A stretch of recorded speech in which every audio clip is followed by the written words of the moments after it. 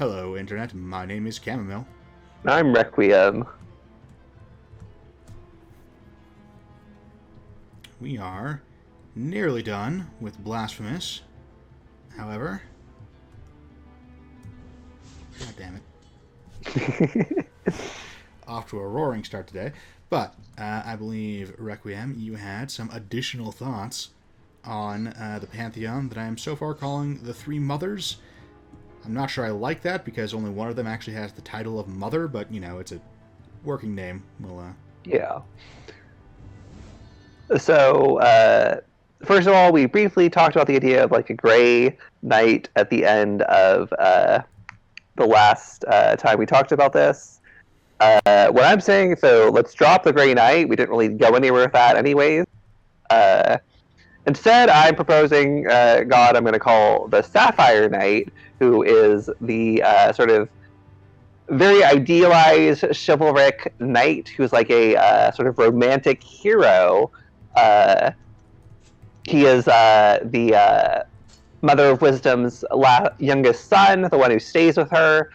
And he's sort of like an inspiration for bards. You think of like, what should a bard god be, rather than a bard god being a large bard? A bard god is a muse. The Sapphire Knight is a muse that like bards can sing about his heroics. Like I imagine at some point he traveled the mortal realm and like Thor and had all sorts of adventures that they sing about. And he also makes a good like fighter god because like he's sort of this idea. He's a super idealized knight. Like he's kind of a war god. Like you pray to this god of chivalry before you go to war because you, in your mind, you're a chivalric knight whether you are or not. Right. So he's an inspiration for art because he's a hero. So,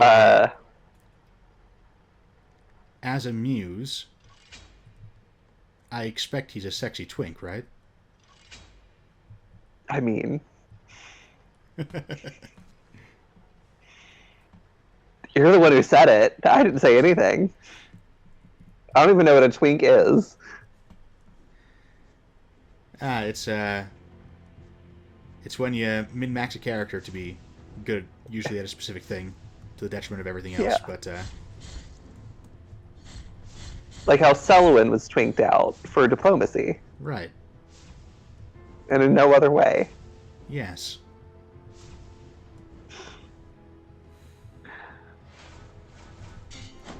That's right. This is the side quest.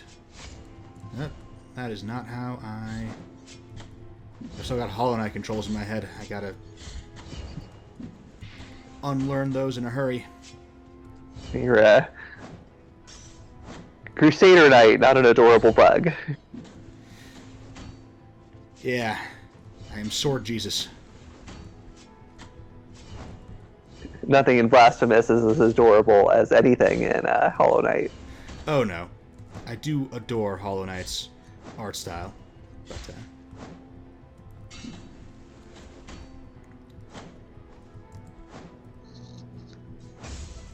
So, that is the Sapphire Knight. Yes. Now, one thing we've talked about is how gods need to have relationships, and we kind of didn't fully develop the Lady of Night, so I want to talk about her a little bit. So one thing is, like, she gives knowledge but not wisdom. Like, you invoke the Lady of Night, like, she'll tell you how to build a nuclear bomb. She's not going to tell you whether it's a good idea or not. Right. And I think, like, this would take a little bit of development, but I think she as is the god one... of wizards, the Lady of Night's mantra is, I didn't ask how big the room is, I said I cast Fireball. Exactly. And building upon that, because we have the whole thing with the Prince of Flames and the Prince of Shadows and what happened there, I think the Lady of Night instigated that somehow. She is the one who gave either the Keeper of Seasons or the Prince of Shadows the information that leads to the Prince of Shadows deciding he has to die and his death be embedded in the world in order for the world to exist. And that way, I think the Prince of Flame hates everybody. He's got a reason to hate the Keeper of Seasons, the Mother of Wisdom, and the Lady of Night. Yeah, that does make sense with his whole... nope, not fight another one of you Estras cosplayers.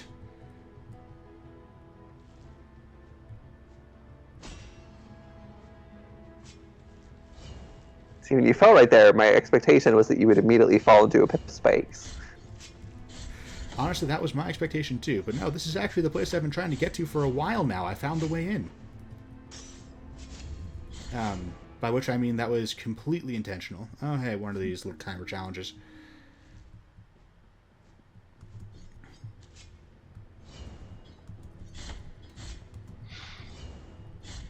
I can just kill that little wingling spear guy. Okay, you go follow me to where it's safe, and I will kill you there. Shouldn't be too difficult, so long as I can manage to avoid getting knocked into the next chamber and respawning these guys. There we go.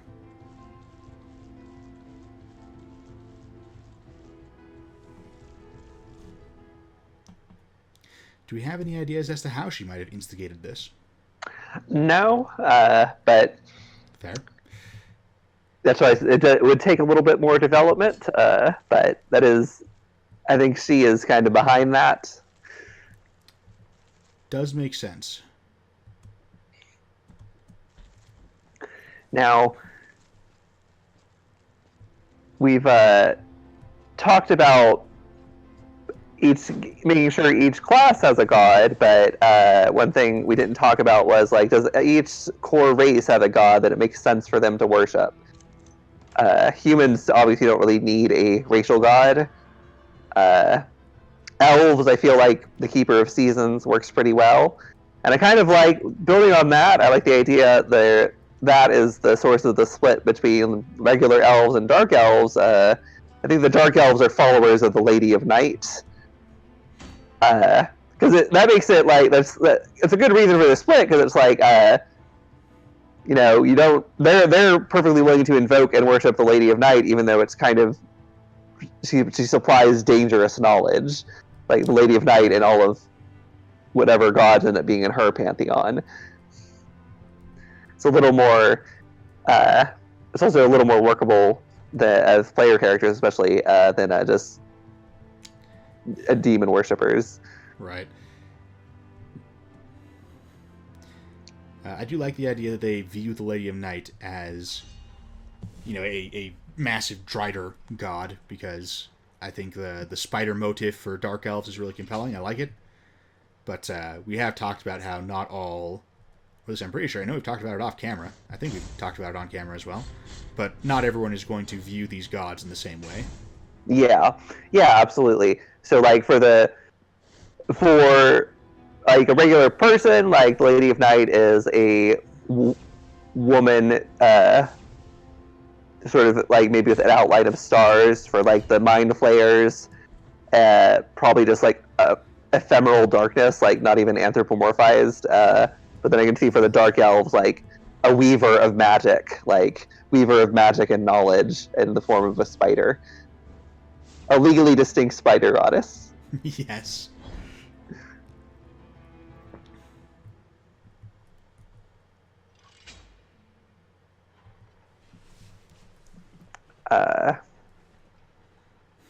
So we have elf god. Halflings probably don't need a distinct god. Like, well, Yandala was not... Like, halflings probably don't need a distinct god, but they do benefit from... Firstly, I mean, there's the Stout and Lightfoot divide, right? Stout halflings are more hobbity, whereas Lightfoot halflings are more based on how halfling player characters usually turn out. They are sneaky and tricksy. So the Lightfoot halflings are also following the Lady of Night, because she, you know, in her aspect is a rogue god. Um, One thing I was thinking with when I was thinking about having a halfling god is one figure that we don't really have. We don't have a trickster god. it's true. I mean, Lady of Night sort of fills that role, but not. She's got other stuff going on, which dilutes it a little bit. I think it's fine that like you got multiple options, like, and trickster can apply to things other than rogue, of course. Traditionally, with trickster gods, you have an animal, so you've got like popular choices are coyotes, spider, raven, fox, snake, rabbit.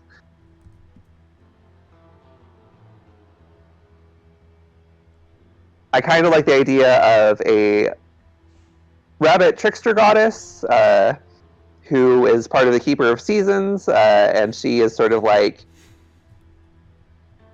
patron of prey animals and the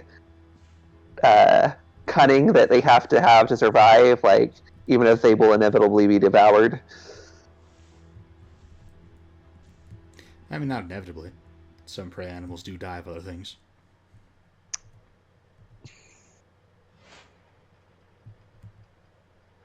But that also makes her a good like undergod goddess. Yeah.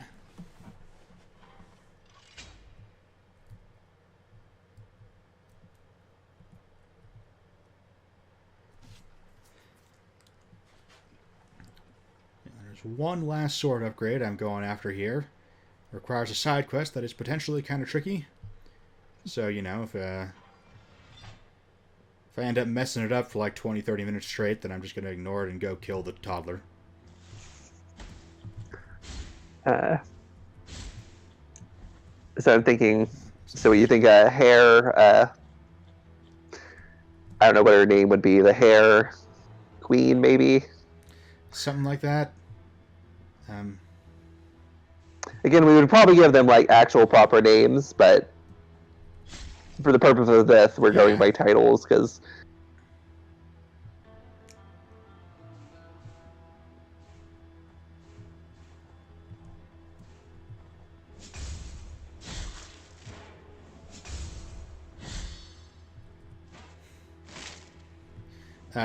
brief aside, the new Fae-themed races from the Unearthed Arcana that, as we are recording this, came out just a couple of days ago. It'll be a week or two out by the time anyone actually hears it. But with the Rabbit folk, having a D12 extra movement was a strange choice. And by strange, how does that even work?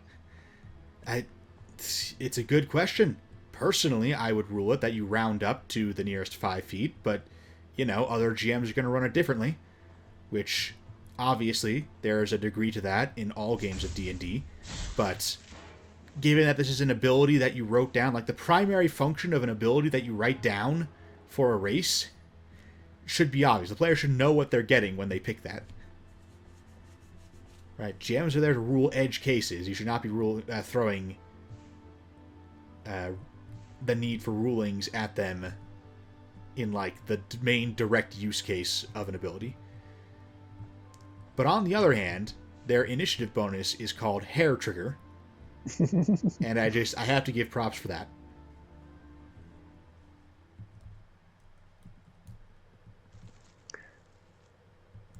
So here's something I think.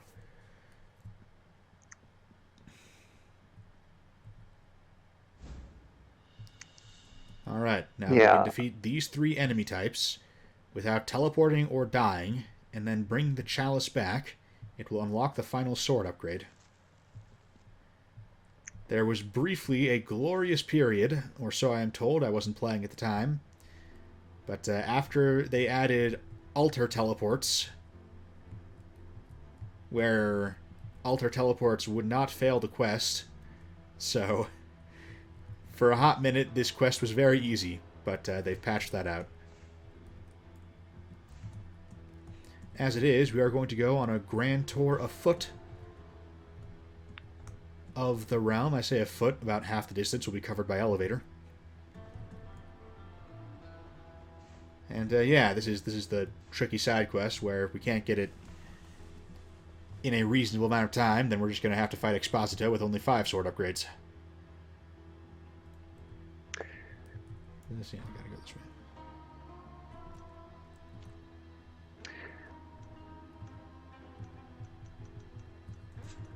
So for orcs, here's what I'm thinking. Because we've got elves now, we've got halflings, we've got humans can be covered by anything. That's right. Yeah. So I'm thinking. First of all, I'm thinking the Prince of Flame is a giant red dragon. And like even like if we keep him having devils, like like the actual Christian devils frequently is described as a dragon, so it still works. Oh yeah, absolutely. I think that can be like he's the patron of like all sorts of like destructive monsters. Like you invoke the Prince of you might invoke the Prince of Flames in secret, like just before you go to battle and hope that he will grant you a bit of his destruction. But then the orcs in general just openly worship him. And that gives you a god for like the hobgoblins, goblins, trolls, and orcs. I can imagine like occasionally like a dragon will lead an army of some of these monsters to try to loot and conquest. Right. I could also see orcs though worshipping the Sapphire Knight in a different form.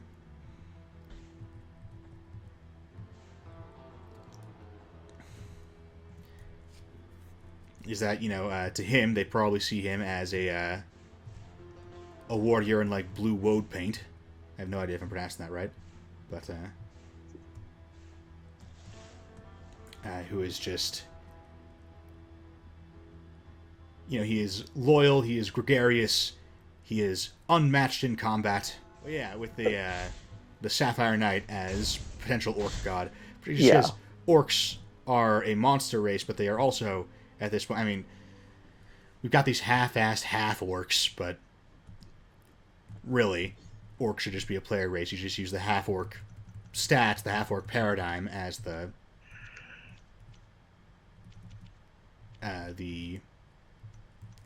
for your orcs. Yeah.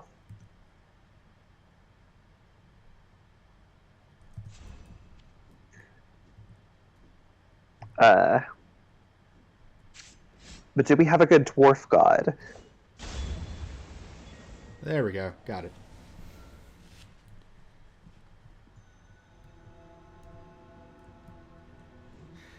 I am not sure that we do. We don't really have a crafter god. We also don't really have a farmer god, which is important for the common folks, even if, adventurers don't tend to care. But it's important for the setting. This, by the way, is the tricky part of this side quest, which is why I favor the route, as most players do. That takes me by it pretty early on.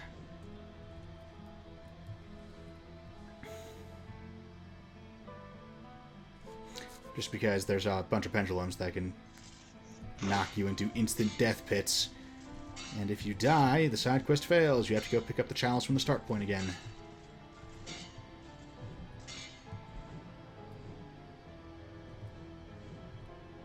I do think the need for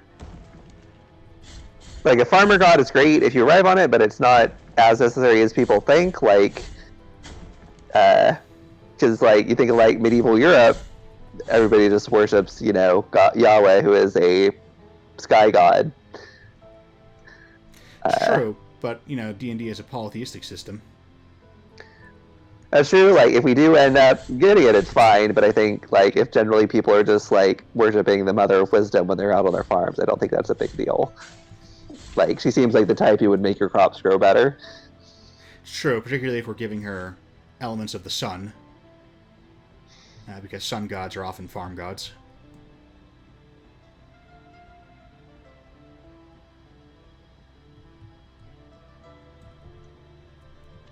But we do need some sort of dwarf god. I think generally people are going to be For like that matter, generally. the Lady of Night could cover this because she is knowledge, but some kind of artificer god, a forge god, a making stuff god.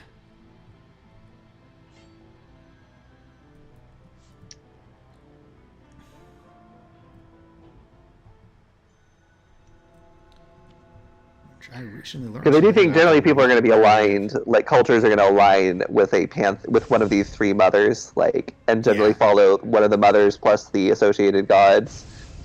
This is definitely true. Now, this is getting in a little bit too much into world building something other than a pantheon, but like one thing Well, you I could mean, do. if it helps us to explore the pantheon, then world building is interlinked, right? So Yeah.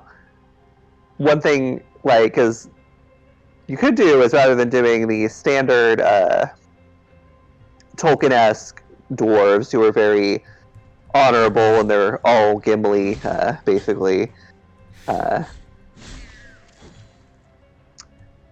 you could go back to the sort of the more folkloric dwarves who are a little more sinister,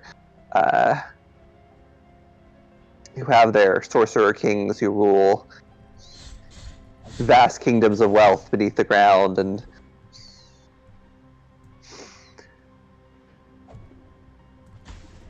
at which point they could probably just worship the Lady of Night. yeah.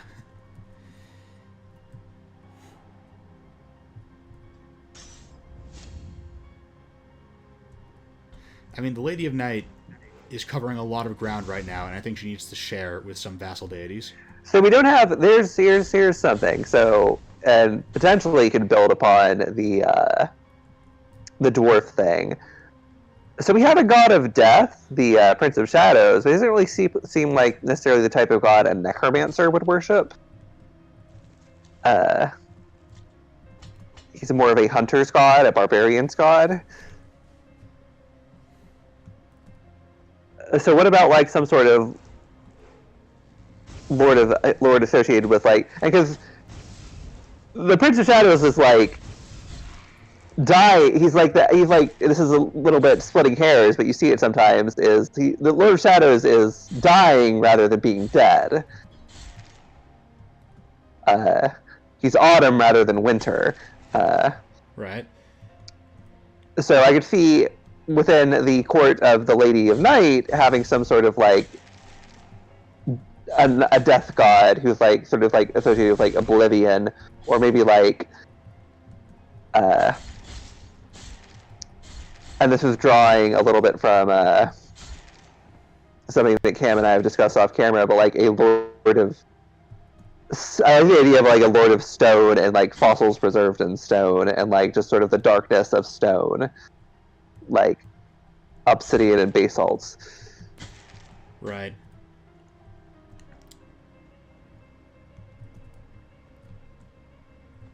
And, we would certainly not be the first ones to associate stone and death.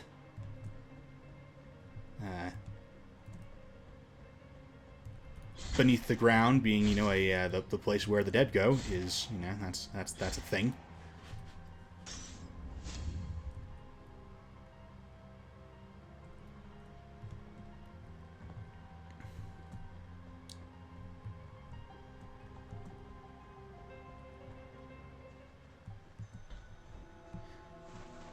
It's like the father of stone, who is sort of grim and dark and ordered, and the dead are at his command.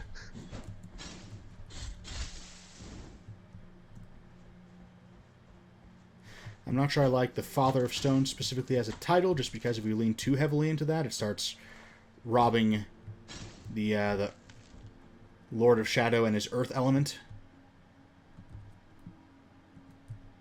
Because the seasons are supposed to be elementally aligned, unless we're ditching that, which we could. But then we have to figure We out... could, because like you can have season like as a concept contained entirely within the Keeper of Seasons. We do have to figure out what to do with the elemental planes at that point. As it is, we have the Feywild, and all the elemental plane locations are just spots in the Feywild. So the City of Brass is somewhere in the Kingdom of Summer. In a part of the Kingdom of Summer that is just perpetually on fire. Yeah.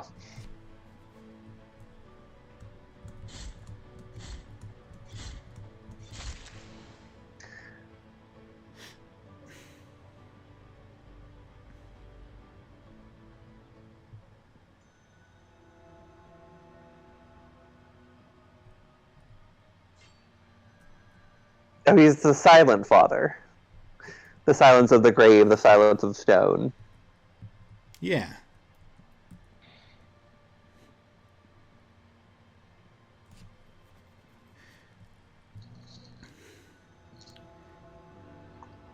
Alright, so that gives us dwarves, elves, both light and dark elves, orcs, halflings, humans. Light and dark elves. I do want to say for the record that I prefer the idea that elves are divvied up not by light versus dark, which gets us into all kinds of weird stuff, but rather by where they live. Dark elves are dark elves because they live in the dark. Wood elves live in the woods. High elves live up high on the mountains. Sea elves live in the sea, etc.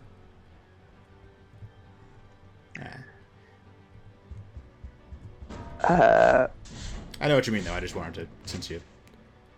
I feel like gnomes are covered by the Keeper of Seasons and the Hair Queen. Yeah. Probably the Hair Queen especially. They are small but tricksy.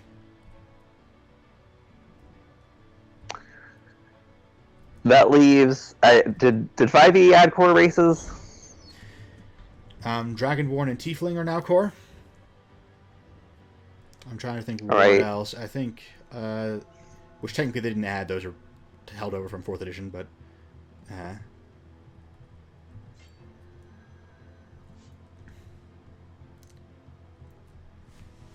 But yeah.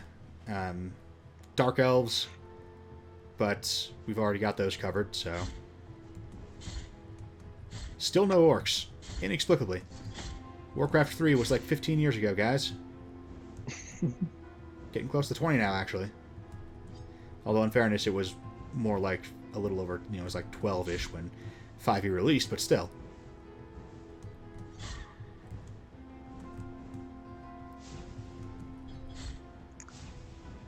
As is, we currently have, like, if we're going for 10, we don't have to be stuck on 10, obviously, but if we're going for 10, we've got room for one more, and it's in under the Mother of Wisdom's domain. So everybody else has 2. Except for Prince of Flames, who was just doing his own thing. Right. I do think it's cool to have the Prince of Flames to give him, 9 circles of hell or whatever, and to have each circle have its own individual ruler, but ultimately those rulers should just be pit fiends with, some particular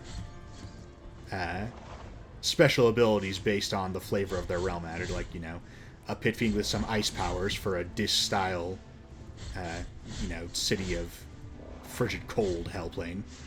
But ultimately, the Prince of Flames thing, and he might not have an ice themed place given he's the Prince of Flames, but the point is that, yeah, he should have a bunch of different little hell pockets, hell planes, and those should have different rulers, but they're all just pit fiends ultimately. You don't need all these gradients between gods and the high end of the power that player characters can have. This can't possibly be the safest way to get where I'm going.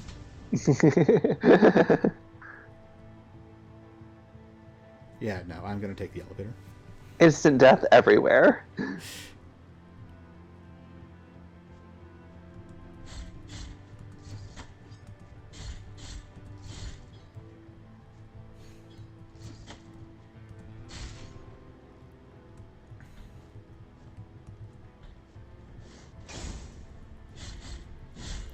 So hang on, we need one more god for who? I have lost track of who are...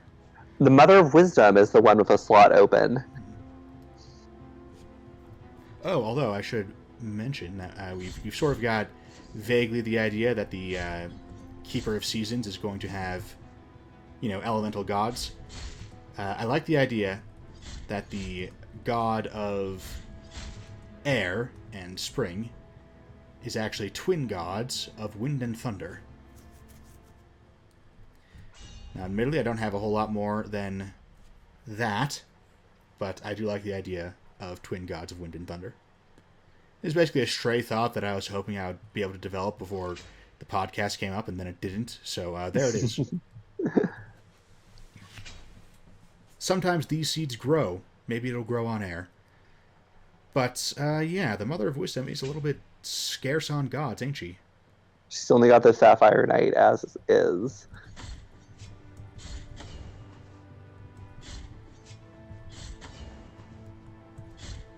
I mean, she's donated a bunch of gods to other people, but...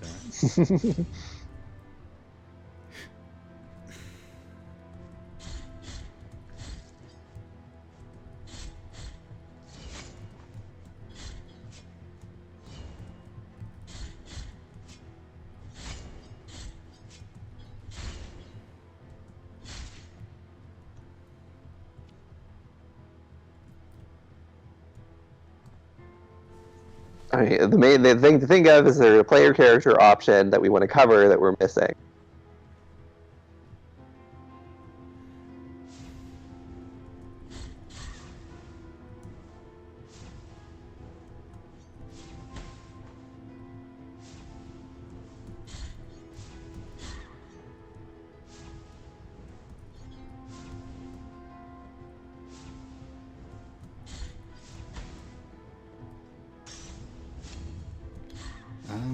I mean, we still do not have any kind of forge or crafting god, which would be for the artificer. Once again, Lady of Night could suffice, but she has a bit of an overstuffed portfolio, so splitting some things off from her would certainly do no harm. God, that made me nervous. Oh, good, more. Yep, this whole area is just a spiky death trap. Nothing else for it.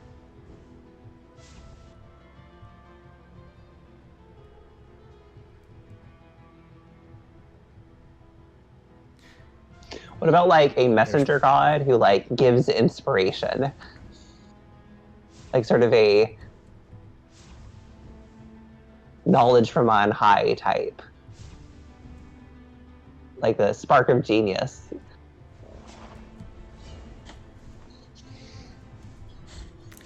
I like that as a title too, the Spark of Genius.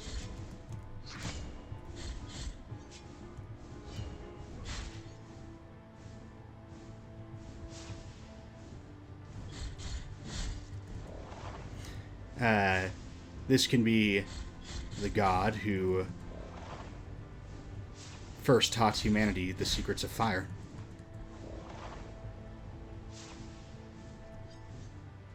Oh. He's probably friends with the Prince of Flames at one point, but did not follow him down below.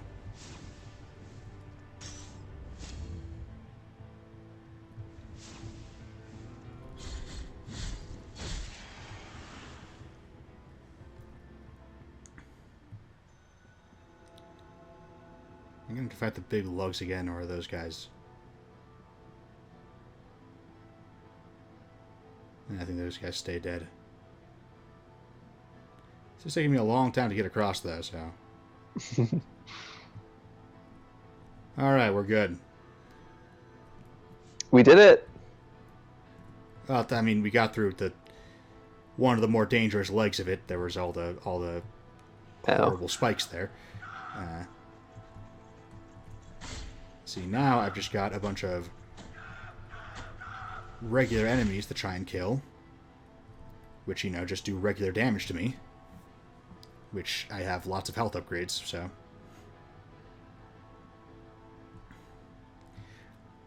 Like, we're definitely deep enough into it that if I fail at this point, we can't try again.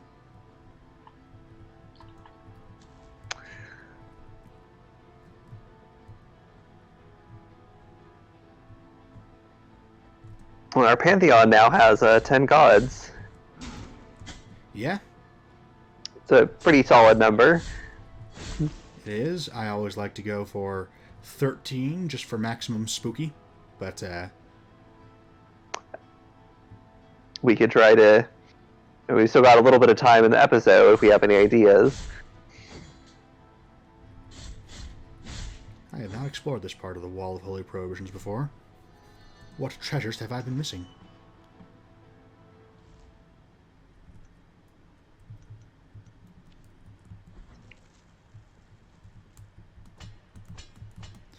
Yeah. We could also work on developing just a bone. We could also work on developing the deities we have. Some of them are a little bit disconnected. No, we have missed. Who is the hag god?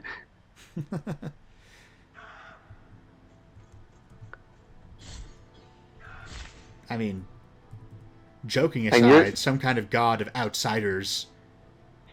And Do we have enough adversarial gods? We've got the Prince of Flames. We've got the Primordial Dragon. I guess the Silent Father could be relatively adversarial, but like, what are the villain archetypes you want in D&D? You want a god for necromancers. We have that for with the Silent Father. You want a god for like the Devil Worshipper, which we've got the Prince of Flames. You also want a god of tyrants. And that could be the Prince of Flames, but it could also be somebody separate. Right. Oh, hey, mana upgrade. If we do develop a hag god, obviously, Cam, will defer to you, since after your experiences, you were probably the hag expert. How did this happen?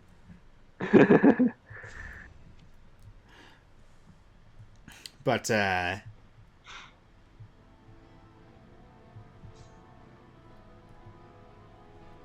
would say that the hag god is probably... Oh, you little shit.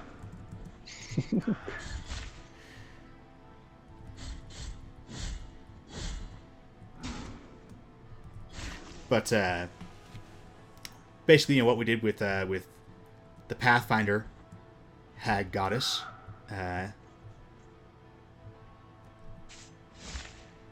she is a goddess of outsiders, not in the sense of of being from outer planes, but in the sense of being outcasts. That's the more... Yeah, further on that topic, the term outsiders is dumb. It only works if you're using the Great Wheel cosmology, by the way, because it refers to the outer planes. Like, the term you should just use for generic fantasy is not outsider, it's spirit. Yeah. I mean, you do need a word for things that are not of the mortal plane. And we have a word for that. So, yeah. In fairness, spirit does imply a certain amount of incorporeality.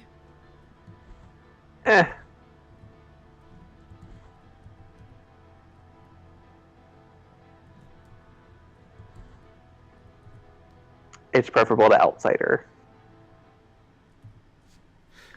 which has a even less related meaning and also only works in well, no, planes. Outsider does not refer to the outer planes. It refers to anyone who is outside, because it also includes elementals, who are from the inner planes. So that's only post Pathfinder. Oh, was elemental a distinct thing in... In 3rd edition, elementals were not outsiders. Huh. They were a separate type. The reason it's the outer planes, and it's stupid. And even if it wasn't, it'd still be stupid. But regardless, we aren't dealing with any of that.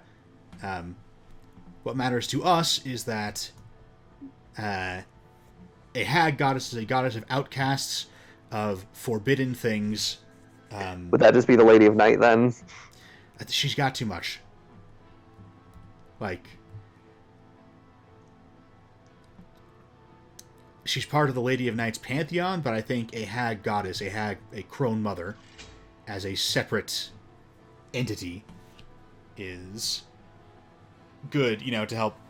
We're the Supernatural Monopolies Commission here, and we're taking the Lady of Night, and we are splitting up her monopoly on, like, all kinds of magic. That is too much in a magical setting, right?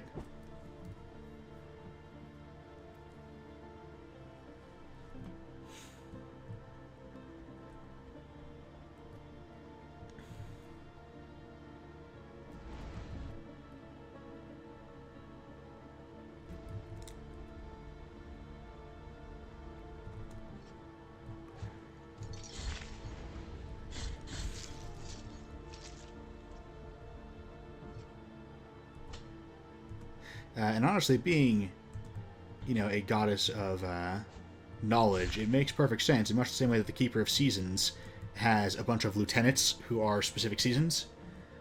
It makes sense that the Lady of Night would have lieutenants who are specific types of magic. So the dragon, the primordial dragon is probably evocation. He's just kind of destructive. The silent father is necromancy. The Crone Mother is probably... Go a couple of different ways with it, depending on what you wanted to emphasize, really. You could do illusion, because crones can often... not crones, hags can often illusion themselves as, beautiful young maidens in need.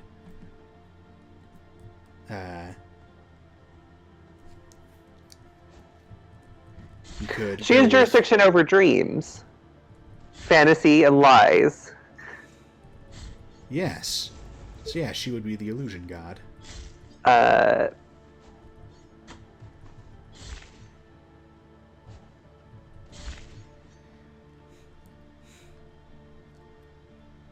trying to think of a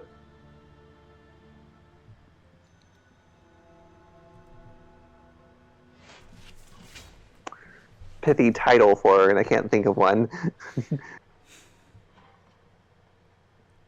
Something that incorporates the crone aspect and the sort of lie aspect.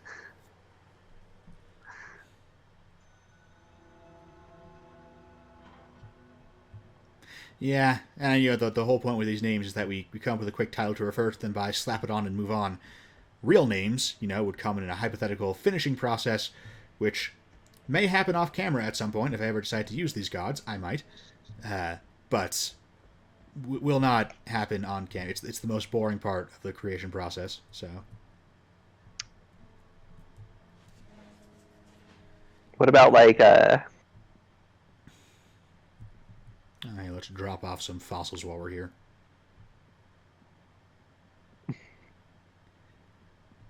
They belong in a museum.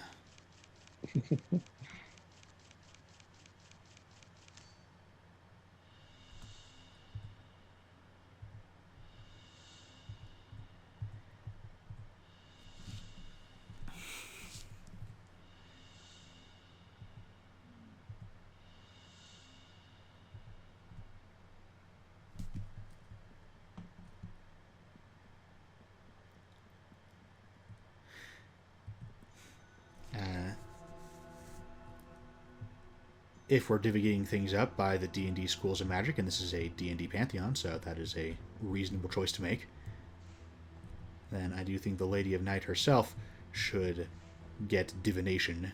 yeah. Possibly others, but divination for sure. She reads the stars.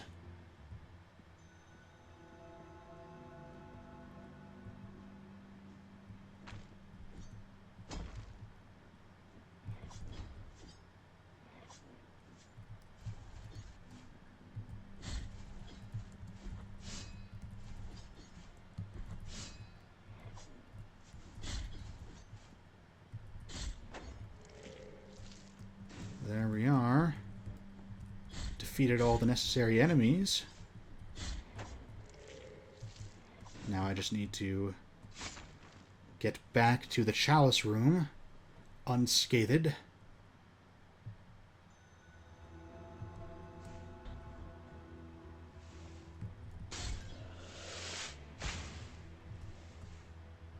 Now for this crone goddess, I feel like maybe something with slumber and sleep, because that's when your senses are all dimmed and you dream. So maybe like grandmother slumber. And since sleep is covered by enchantment, she probably does get both illusions and enchantment, which oddly enough makes her the beguiler god, but I'm okay with that. As long as it makes sense, as long as there's an explanation that arose from the creation process and not just from a desire to be different, I'm okay with things having surprising implications.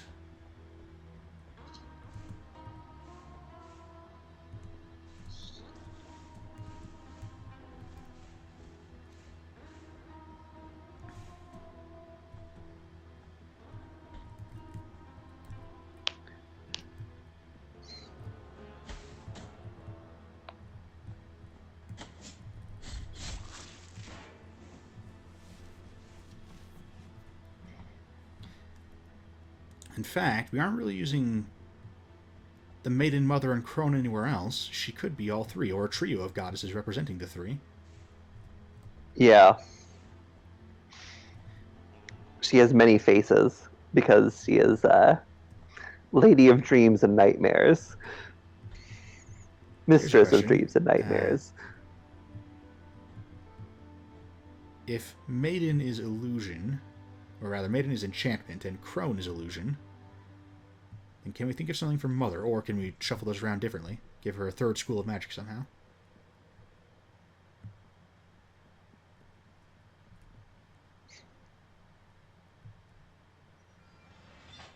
Ah, got it in one. I am better at this game than I thought I was.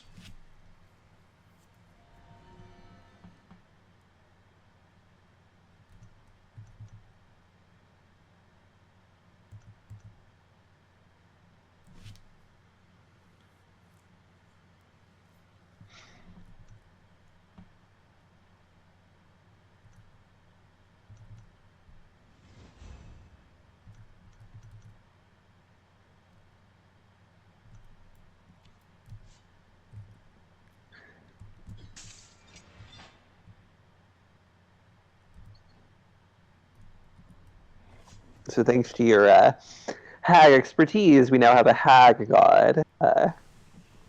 I'm so glad you did so much research.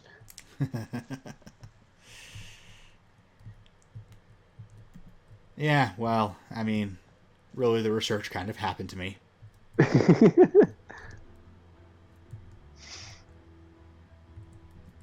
Actually, back there is the fastest way to a Pridue, which can teleport me to the toddler.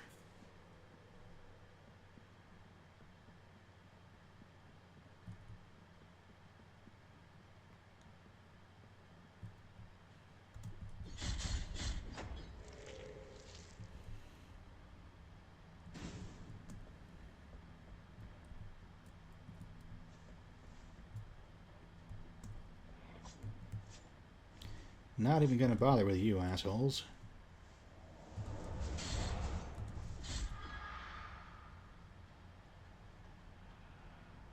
Here we are.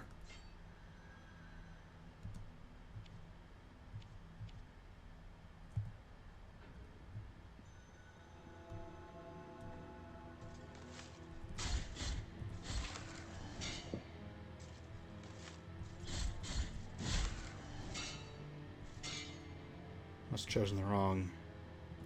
Yeah, I picked the wrong Pridue. I'll just go back and teleport to the right one.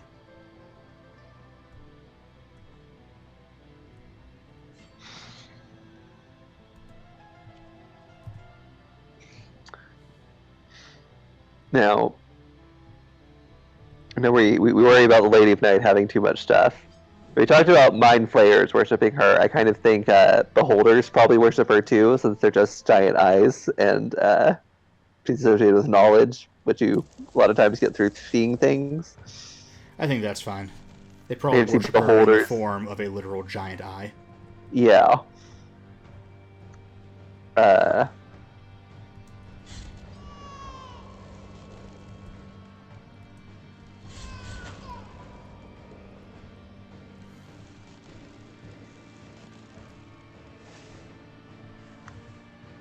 Now, is the Lady of Night the vampire goddess, though? I'm sure you have opinions. The vampire god is definitely going to be in her court, in her pantheon. But you don't think it's her? For starters, we have a specific undead god, which...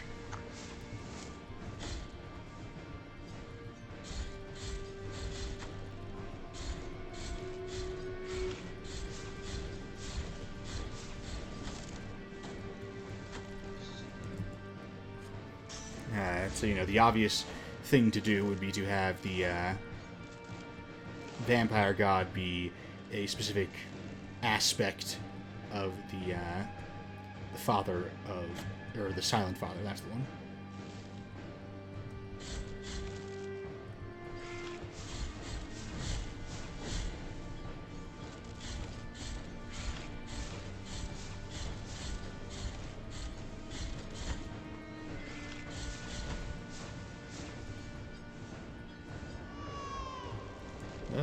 Do not tear me apart, little babby. Thank you.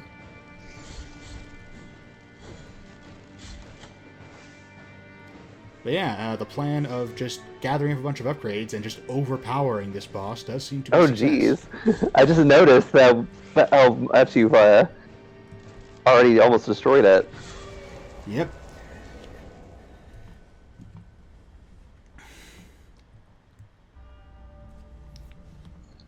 You know, you can fight that boss the normal way, or you can just stock up on upgrades, get underneath its weak spot, and spam attack until you've chewed through 2/3 of its health bar.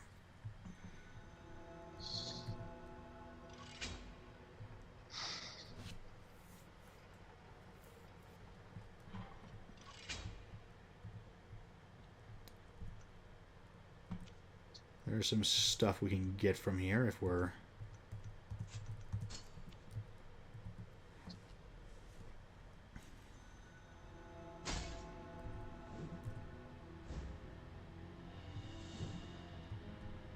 Oh, is that it? Is it just a bone? There's no good reward for getting bones. Except there's an awesome skin if you collect them all, but I already got that one. Oh well.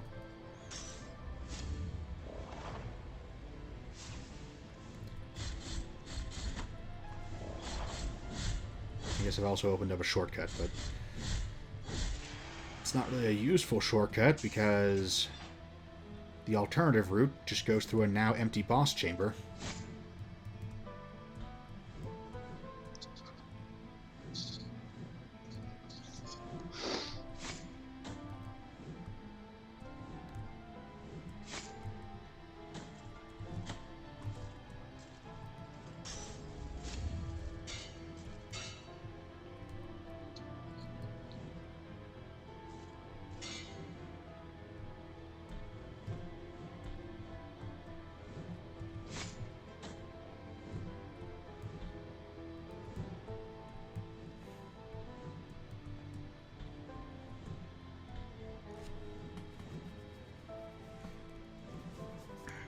But yes, we are minutes away from the end of this episode, so do we have any final ideas we want to toss out for bosses? We don't have a Sahagin boss, but our Winter Lord is also fairly underdeveloped. We don't have a Winter Lord at all, do we? Yeah, I mean, other than, you know, a note, Winter Lord goes here. We don't really have one. Maybe... Sahagin could be like the primordial dragon.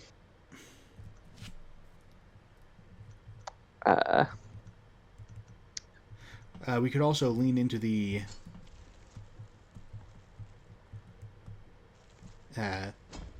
water aspect of the Winter Lord, though. Yeah. And have a Lord of the Abyss. That doesn't actually... The roots don't actually stop me from jumping up, so...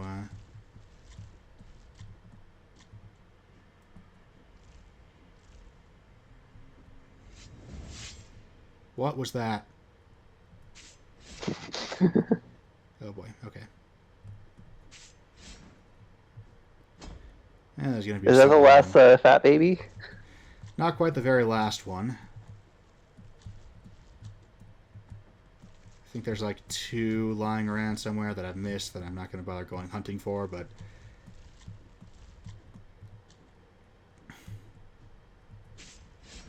Do you get anything from having this many? Not really, so if I can't get it in a hot minute, then, you know, I will give up. I'm basically just doing this for the fun of the challenge. See, I want it because it's hard to get.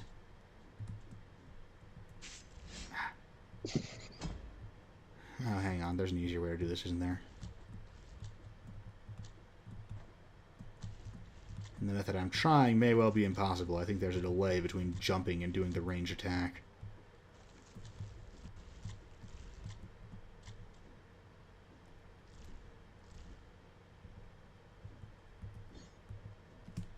And what is the prayer button? There it is.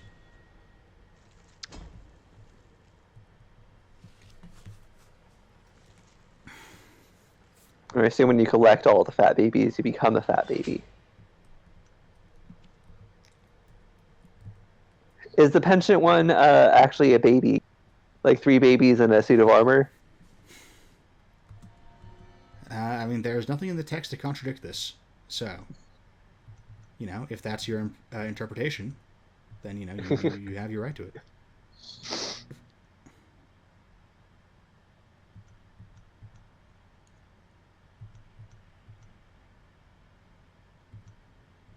Yeah, none of these are great, but I'll unlock this one just because I don't have anything else to spend tears on anymore, so whatever.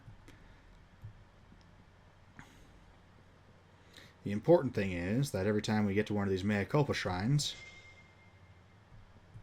it upgrades our attack. And we now have the 3rd mask, which means we have unlocked the fullest height of the elevator. We can ride it to the top of the Archcathedral and kill the Pope. Finally.